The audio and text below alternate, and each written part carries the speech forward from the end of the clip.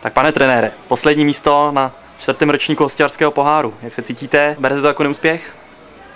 Tak jako neúspěch určitě, páč s kolegou trenérem jsme si dělali ambice na minimálně semifinále a i přes některé jako zajímavé výkony, hlavně především v prvních 2 utkáních, které se mi líbily, tak ty ostatní výkony nebyly nic moc a říkám, 6. místo rozhodně neúspěch. Mile mě překvapily první 2 zápasy, první 2 výkony, 3. zápas před kolo a jsme možná měli trošku smůlu, možná nám docházely síly a zápas o 5. místo s Ďáblicemi. To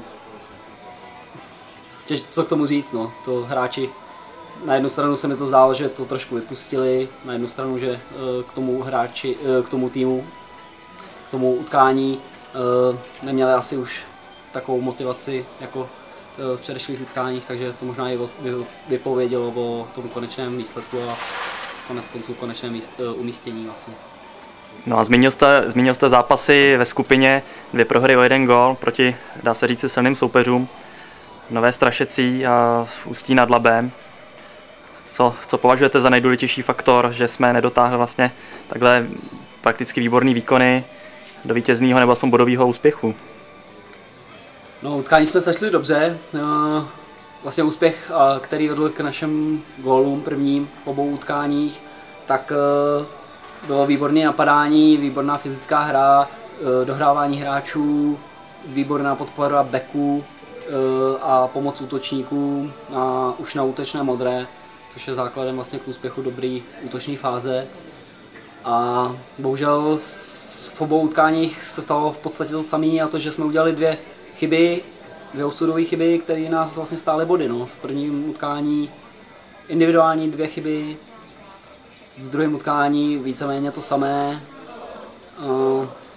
Soupeři u těch střelených branek měli trošku i štěstí.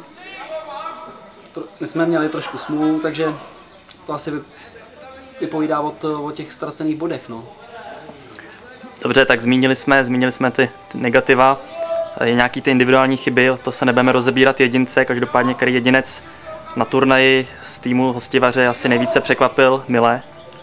No rozhodně mě Mile překvapil nováček v týmu, Petr Najman, a na to, že vlastně po pár trénincích nastoupil do prvních soutěžních nebo dejme tomu soutěžních utkání, tak jsem mile překvapen jeho výkony a doufám, že se bude i nadále zlepšovat a že v příští sezóně mladšího dorostu bude jedním z tahounů toho týmu. No. A to asi největší pozitivum vlastně na tomhle turnaji, co se týká jedinců tedy. A pak jsou ještě hráči, kteří mě mile překvapili svými výkony, od kterých třeba jsem čekal něco méně, ale to už nebylo takovou výraznou měrou, takže ty si nechám pro sebe. A zmínil jste novou sezónu, ta začne vlastně po letním soustředění v Rakovníku, tak na závěr si můžeme zmínit, co se čeká u týmu mladšího dorostu do nové sezóny a jak se bude tým připravovat na novou sezónu.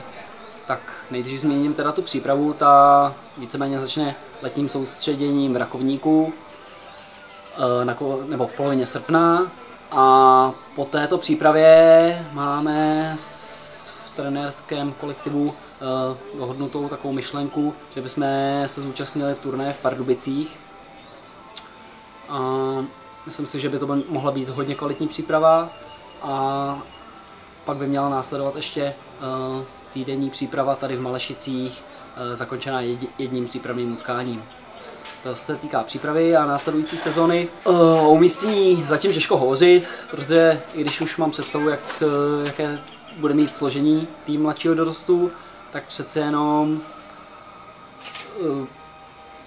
o umístění se asi budeme bavit, nebo o cílech v následující sezóně se budeme bavit nejspíše po letním soustředění, potažmo po turnaji v Pardubicích. Dobře, děkujeme za rozhovor. Děkuju.